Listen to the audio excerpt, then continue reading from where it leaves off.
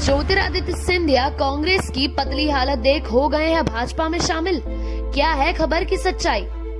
कांग्रेस के बड़े और फायरबॉन्ड नेता ज्योतिरादित्य सिंधिया अब भाजपा में शामिल होने जा रहे हैं। खबर सच है या झूठ, इसका पर्दाफाश हम बाद में करेंगे। पहले आपको बताते चले कि यह खबर खुद बीजेपी के नेताओं ने फैलाई है। बीजेपी आईटी सेल की माने तो ये खबर सच है, क्योंकि इस खबर के पीछे बीजेपी का आईटी सेल है। बीजेपी आईटी सेल झूठी खबरों को भी सच बनाकर खूब फैला देता है, और वे इस तरह खबर को फैलाता है कि झूठ और बेबुनियाद खबरें भी सच लगने लगती हैं। ज्योतिरादित्य सिंधिया के भाजपा में शामिल होने की अटकलें एक बार फिर से उठने लगी हैं। ग्वालियर भाजपा के पूर्व जिला अध्यक्ष राज चड्ढा ने लिखा है। इस लेख में उन्होंने सिंधिया के भाजपा में शामिल होने की अटकलों पर लिखा, तो दूसरी तरफ ज्योतिरादित्य सिंधिया पर तंज भी कसा है। राज चड्ढा ने अपने लेख में लिखा है कि कांग्रेस की वर्तमान हालत देखकर कोई आश्चर्य नहीं होगा कि ज्योतिरादित्य सिंधिया अंततः भाजपा ज्वाइन कर ले और भाजपा भी उन्हें सहर्ष शामिल कर ले। कांग्रेस पर इसका क्या परिणाम होगा, ये तो चिंता का विषय होगा।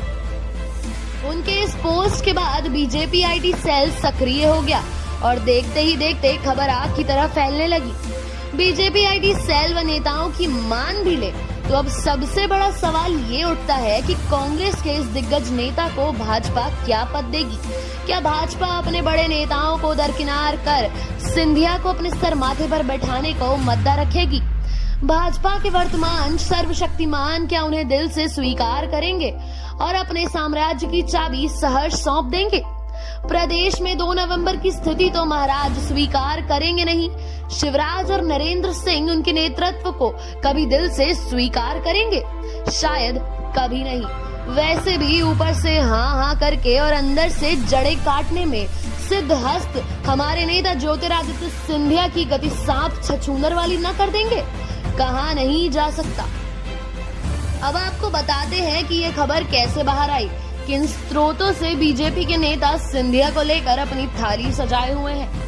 दरअसल सिंधिया ने धारा 370 का समर्थन किया था, लेकिन उनके समर्थन को आधा अधूरा उठाकर बीजेपी के नेता ने कांग्रेस के खिलाफ उपयोग किया। ज्योतिरादित्य सिंधिया के धारा 370 हटाए जाने का समर्थन करने के बाद सोशल मीडिया में उनके भाजपा में शामिल होने की खबरें आ रही थी। वहीं भाजपा के कई बड़े नेताओं ने ज्योतिरादित्य सिंधिया की तारीफ भी की है। पार्टी के उपाध्यक्ष प्रभात झा ने तो सिंधिया को भाजपा परिवार का सदस्य भी बताया था।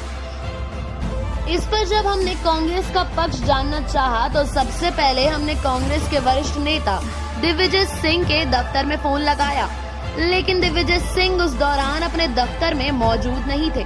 तब हमने कांग्रेस के मध्य प्रदेश सचिव अरुण शर्मा से बात की, तो उन्होंने इस खबर का खंडन करते हुए इसे फर्जी करार दिया।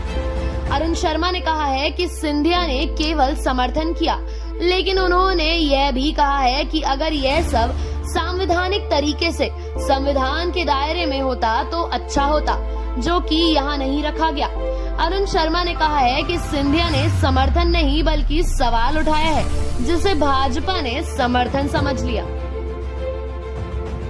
अरुण शर्मा ने कहा है कि भाजपा यही सब करके मुख्य मुद्दों से लोगों का ध्यान भटकाना चाह रही है और कुछ लोग भाजपा की इन फर्जी खबरों पे भी आ रहे हैं।